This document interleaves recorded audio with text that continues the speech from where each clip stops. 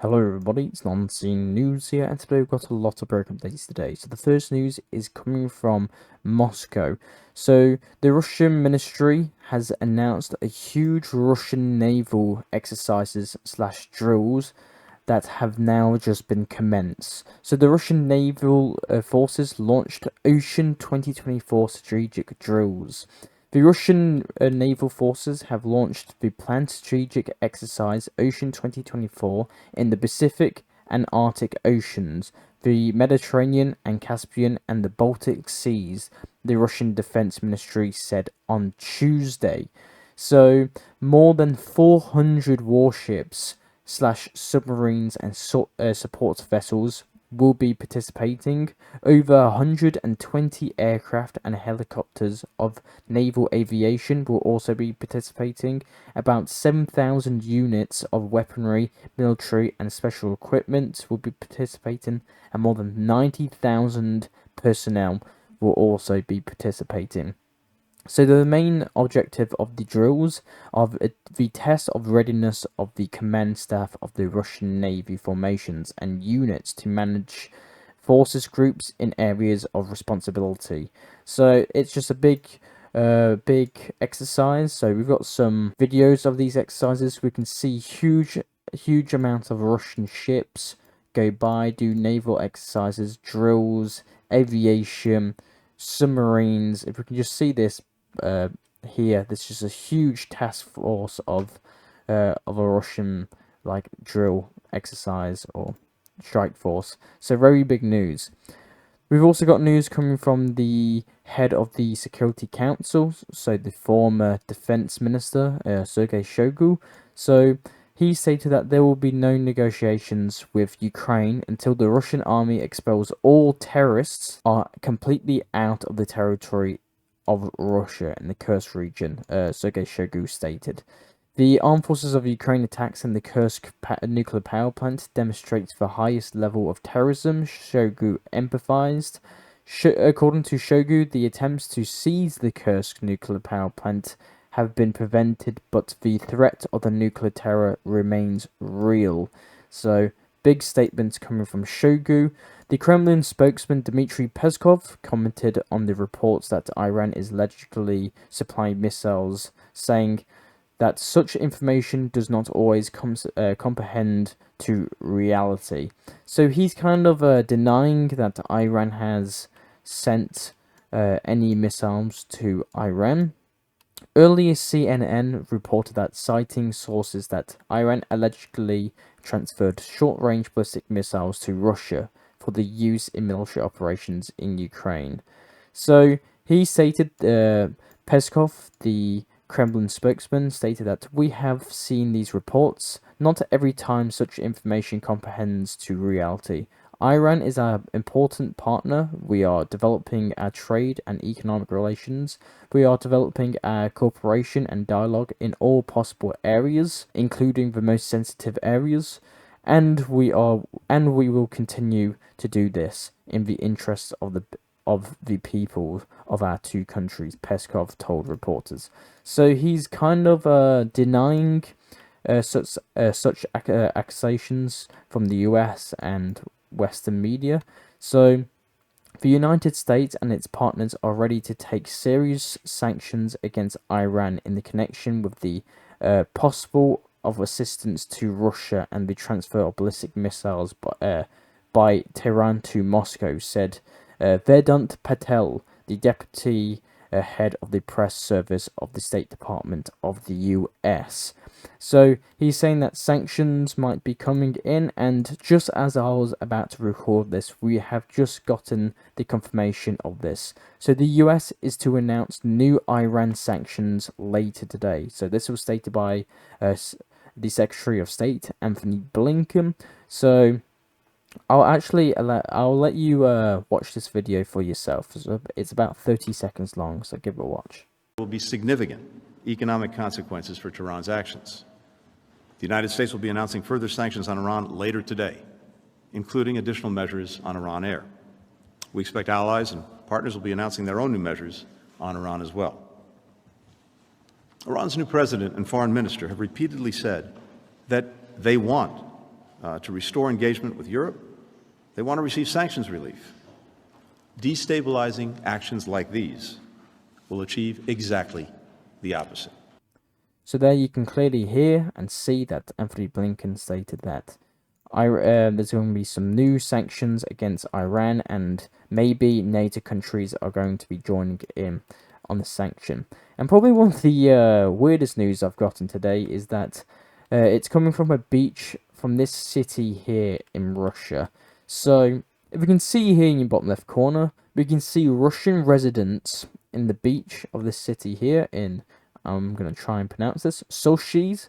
So Sochi, the residents of this city, discovered a sea mine. So, and they decided to grab it and roll it on shore. So, very very concerning news coming from there. I'm very surprised that the sea mine did not explode, which is fortunate to the people, and thank God it didn't. So, very interesting news. Now let's head to Ukraine. So the big news coming from Ukraine is that Sweden announced a new military aid package for Ukraine. The Swedish government has unveiled a new military aid package for Ukraine valued at about approximately 400 million euros. This assistance is designed to address Ukraine's most urgent military needs and to support future operations. The package includes equipment, donations, direct purchases, specialized equipment, kits, and financial support. We've also got news coming from the nuclear power plant. The nuclear power plant in the Zaporozhian region. So the International Atomic Energy Agency, so the IAEA, has confirmed that the reactors of the Zaporozhian nuclear power plant, the ZNPP, currently is occupied by the Russian forces, will not be restarted while the war continues, according to the IAEA Director General Rafael Grossi. During his recent visits to the nuclear power plant in the Zaporozhian region, Grossi emphasized that all 6 reactors units remain in cold shutdown mode and no restart will occur as long as nuclear safety is compromised by the ongoing war. And later on, he did a little conference. If you can see here, bottom left corner, he did a conference. He stated that the situation around the Zaporozhian nuclear power plant is complicated because there are legal debates around its ownership and the situation around the Kursk nuclear power plant. It is a little out of control, according to Grossi, the head of the IAEA, reporting this nuclear power plant. So very interesting news. We got some news coming from some political news come from China and Ukraine. Xi Jinping, the president of China, continues efforts for a political settlement in Ukraine. The conflict in Ukraine's conflict, says President Xi Jinping. Chinese President Xi Jinping reaffirmed China's commitment to promoting a peaceful resolution to the war in Ukraine following a meeting with the Norwegian Prime Minister. He emphasized that Chinese desire to foster the favorable conditions for dialogue among all parties involved in the conflict, with the aim of finding a political solution. Now let's head to Hungary. So this is probably one of the big news today, is that Hungary has reached an agreement that will ensure continued supplies of Russian oil through the oil pipeline that passes through Ukraine. So Hungary has now finally reached a deal with Ukraine. So we talked about this probably like a month ago now, that there's a Russian pipeline that delivers Hungary and Slovakia and the Czech Republic Russian oil. So there was a time where Ukraine completely seized and completely stopped all oil going through the territory of Ukraine to Hungary, Slovakia, and the Czech Republic. So now Hungary has secured a deal with Ukraine. So Hungary has reached an agreement for the continued supply of Russian oil through Ukraine, despite Ukraine's previous ban on Lukoil using its territory as a transit route. Under the new agreement, MOL, The company that controls oil refineries in Hungary and Slovakia will take over the supply of oil the Belarusian-Ukrainian border starting from September the 9th. So, Hungary and Slovakia have achieved the Russian oil transit going through Belarus, Ukraine to their countries. So this is a very big win coming from Hungary and Slovakia when talking about their perspective. Now let's head to Romania. We've got some news coming from the Romanian Prime Minister. He has rejected all accusations of the government's inaction over the Russian drone's airspace violation last weekend. He added that the Romanian side was not obligated to take action. He stated that if the drones had been targeting Romanian territory, of course our country would have intervened. So there's been a lot of people who, as he stated, accused him of inaction when a Russian drone violated the airspace of Romania. And we've got some news coming from the Russian drone that entered Latvia airspace. We're talking about this on yesterday's video. So NATO has called the downing of a Russian drone in Latvia an unintentional attack. The spokesman for the alliance said that such actions by Russia are irresponsible and potentially dangerous, because there was news that a Russian military drone came from Belarus and crashed in Latvia, and now NATO has called the downing of the Russian drone in Latvia an unintentional attack. So, very interesting news. We've also got news coming from Moldova. Moldova may resume direct gas purchases from Russia's Gazprom in full if the price offered by the Russian holding is favourable, the Energy Minister Viktor Polkov said on air on TV8. So, the Moldovan minister, energy minister, stated that they are interested in purchasing Russian gas if the price is right. Now we've got some news coming from the Slovak Prime Minister Fico. He has called on the international community to condemn the use of the Nazi symbols by Ukrainian military, media reports. According to Fico, information about Ukrainian neo-Nazi units is not noticed in the world because of the geopolitical situation. That was stated by the Prime Minister of Slovakia. We've got some news coming from Poland. In Poland, NATO paratroopers landed in a village instead of planned landing in wasteland. So as a result, if you can see here in bottom left corner, we can see NATO paratrooping actually landing in a village. So these people were very surprised of what they were seeing, and it was a big.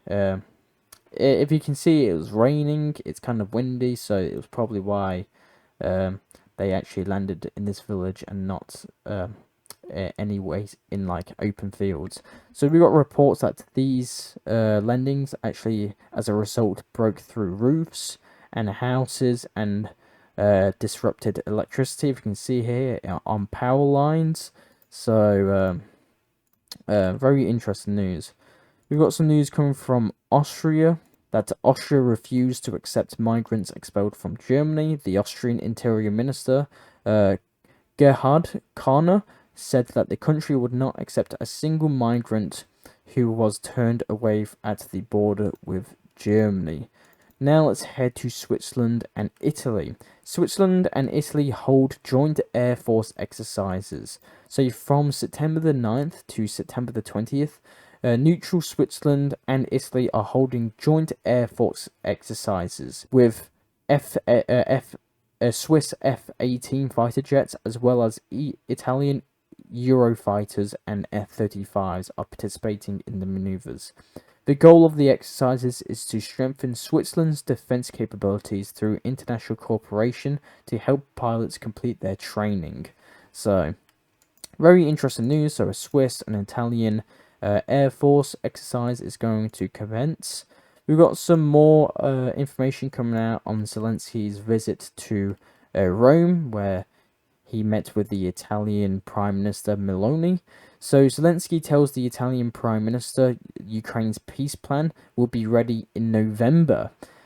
He stated that we are closer to the end of the war than we were at the beginning, stated Zelensky. He added that he first wanted to present his plan to Biden and the candidates in the upcoming US president election, and he also thanked Italy for its decision to host the next conference on Ukraine's reconstruction efforts. Meloni's replied that we must not give up on Ukraine, but warned that Rome opposes lifting the ban on Ukrainian strikes inside Russian territory. We got some news coming from Charles de Gaulle. Not actually the Charles de Gaulle's the war leader in World War II, but actually coming from his grandson. So Charles de Gaulle's grandson. So if you don't know Charles de Gaulle, he was a French, you could say, war hero. He led free France during the Second World War, and his grandson stated that he might move to Russia's capital, Moscow. So there you go. That's the only news I've actually got on that. We've also got news that Turkey is to attend the Arab League meeting in Cairo after 13 years absence. Sorry. So I'll keep you updated on that. That's the only news I've got for that. And then probably one of the biggest news is that Sergei Lavrov, the foreign minister of Russia, landed in the capital of Saudi Arabia and held multiple meetings with Saudi authorities and princes. So you can see here, Sergei Lavrov meets with the Secretary General of the Gulf Corporation in the capital of Saudi Arabia. During his visits in the capital of Saudi Arabia, Lavrov also met with the Crown Prince of Saudi Arabia, and I've gotten the key statements of their meetings. So the key statements by the Russian Foreign Minister Sergei Lavrov's following visit to Saudi Arabia: Russia has invited the Crown Prince of Saudi Arabia to the BRICS summit in Russia's city of Kazan in October. He also talked about Ukraine, so the discussion of the Ukrainian ceasefire in the capital city of Saudi Arabia was brought up. Sergei Lavrov stated that calling for a simple ceasefire in Ukraine and thinking about territory exchanges is not serious. The problem is not in the territories, but the rights of people. Foreign initiatives to resolve the Ukrainian crisis, even those who put forward by countries friendly to Russia, do not take into the account the problems of Russian-speaking people in Ukraine. And his last statement was about the US. He stated that the US ultimatums to resolve the Middle East conflicts in the either-or format will only lead to continued bloodshed. So that was all the meetings. That was the meeting between Saudi Arabia and Sergei Lavrov. We got some news coming from Israel. We had some news that an Israeli F-16 jet might have been shot down into the Mediterranean Sea by Syrian air defenses during last night's strike. So I still haven't gotten any confirmations of that yet. So it probably seems that it might be untrue, but we've gotten some early reports / rumors that an Israeli F-16 was shot down. And the last news coming from Israel is that the Israeli army has found an attempt to smuggle 74 guns from Jordan to the West Bank. Other attempts was found by Jordan recently as Iran and Hezbollah continued the attempts to arm resistance in the West Bank, stated these reports. We've got some news coming from the West African country here. So this West African country's police authorities announced over 2 tons of cocaine on a plane from Venezuela to this West African country here was seized. So this was reported in the capital of this country, in the police authorities stated. Now let's head to the Iranian parliament fire. Which, actually, it's not parliament, sorry, but a meeting fire, which I apparently forgot to add on the map. So a fire broke out during the Iranian president's speech at a festival. The performance was broadcast live, was interrupted after the fire alarm went off. According to the Iranian media reports, the incident occurred due to a severe overheating of one of the projectors, which led to one of the hold curtains catching on fire. We've got some news coming from the Russian Prime Minister. The Russian Prime Minister met with the Uzbek president in the capital city of Uzbekistan, and apparently the discussions that are going to be talked about in this meeting is cooperation and deepening of comprehensive strategic partnerships and alliance. So, big news. And one of the biggest news today is coming from China. So we've got some big Chinese statements. So the Chinese Foreign Ministry spokeswoman Mao Ning stated that Taiwan is an unalienable part of China's territory. So big statements. She stated that Taiwan is China, the part of the People's Republic of China. So big statements, and we'll see what the US responds to that in probably tomorrow's video. Now let's head to Kim Jong-un. So the Kim Jong-un promised to expand North Korea's nuclear capabilities exponentially at a speech marking the 76th anniversary of the founding of the country. So we can expect more money, more production going into North Korea's nuclear missiles. We've also got news that North Korea has launched more than 1,200 trash balloons over the course of 5 days, according to South Korean authorities. So we can see here in the bottom left corner, we can see apparently a North Korean trash balloon in South Korea. We can see it. Someone's filming it. So big news. And we've got the news that South Korea is now deploying anti-drone systems on the border between South Korea and North Korea. So South Korea is deploying anti-drone devices and stuff because apparently North Korea has been violating the airspace of South Korea. Now let's head to the US, where the last statements are. So if we remember, the US presidential debates are about to come up, so I'll keep you updated on that. So the US presidential debates between Kamala Harris and Trump are going to begin very soon. And that's all the news I actually have for you today. I am Nonce News. I'll try and provide you news that the medias around the world do not show you. I do these videos hopefully daily, so consider subscribing and liking. Thank you very much for watching, and I'll see you all later. Bye.